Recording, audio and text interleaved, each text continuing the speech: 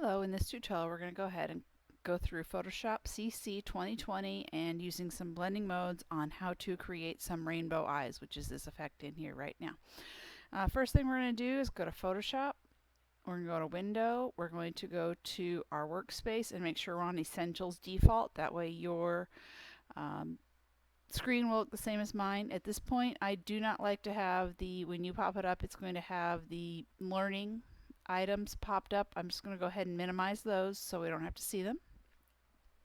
Alright, so let's go ahead and first thing we need to do is open our image of the eyeball. So let's go ahead and either go to Canvas, go to the Google Drive to go grab that eyeball. So I'm going to go File and Open, and I'm going to go ahead and grab that Rainbow Eyes for tutorial and say OK.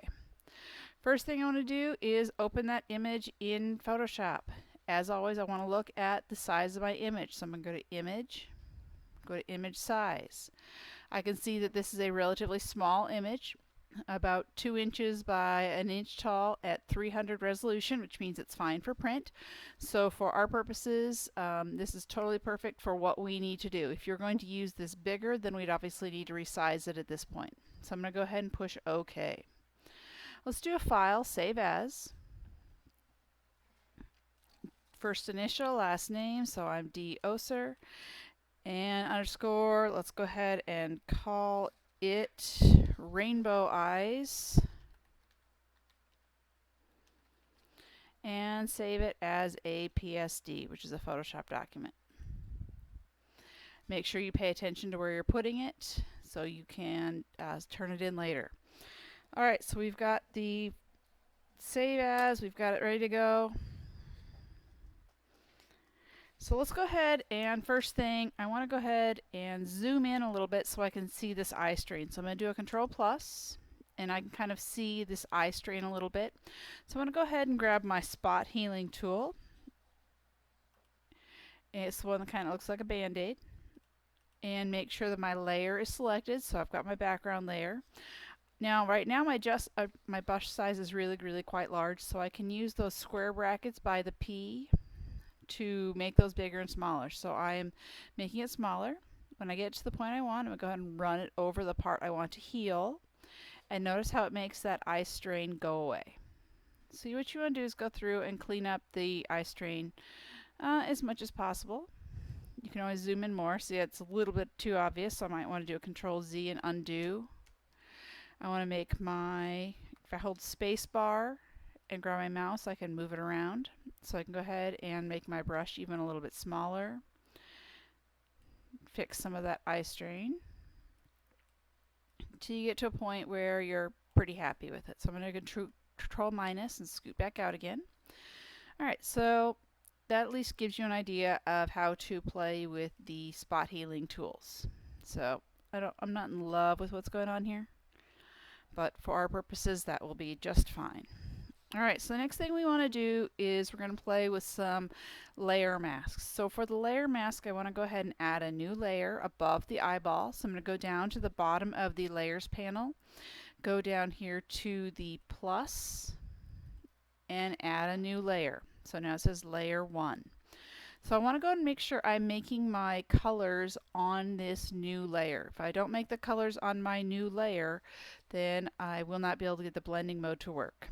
Next thing I'm going to do is I need a brush. So my brush is about 1/3 of the way down. I'm going to grab that brush tool. I want to go ahead and select a round brush. So let's go up here to the top.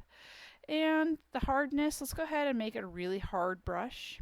So pop it all the way to the top. I want to make sure I'm in my general brushes, so just a hard round brush will be just fine. Now if I scroll over here, I can kind of come over, I can see how big my brush is.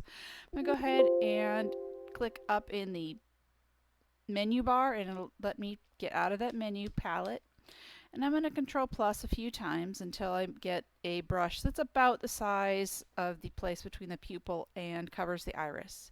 Now I need to make sure that I go ahead and change my color to my rainbow.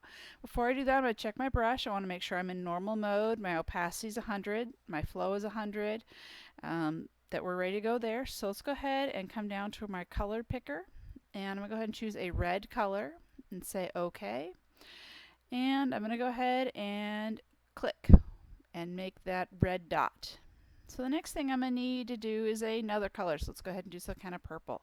You'll notice my brush is a little bit too small, so I'm going to use that plus those brackets, square brackets, and do a purple dot. I'm going to go ahead and do this until I work all the way around the entire eyeball with color. It's fine if they overlap. It's actually better if they overlap a little bit because it makes those colors blend together. Now my pupil is my brush is a little too big, so I'm going to hit a square bracket and make it a little bit smaller. Alright, so I'm kind of cruising around my colors here. Now this effect works better with light colored eyes than it does with the darker colors, only because of the effect, the blending mode that we're going to play with here in a little bit. Alright, so let's go ahead and grab kind of a yellow, way too big. And let's grab one more color, so let's kind of grab one orange down here.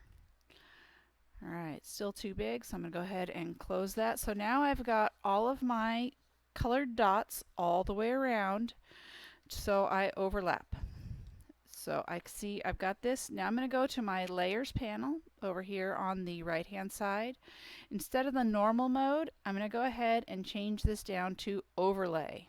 And you notice how it now is making it so you can see through. You can also look at some of the other blending modes here: soft light, hard light, vivid light, so that basically you're looking through almost a filter to go through. So let's go ahead and change that to overlay. Let's go to filter and blur, and let's go down to Gaussian blur, and it's going to pop up a box.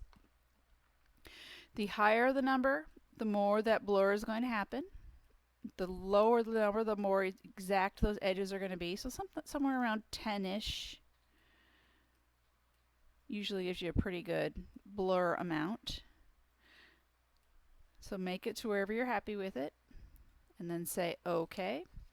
So if you accidentally went out of the area you're over on the pupil, you could go ahead, grab your eraser tool, make sure you're on that layer 1, and you can go through and clean up some of those edges a little bit. So you can see I'm kind of deleting part of it. I don't love that, so I'm going to do Control Z and undo it.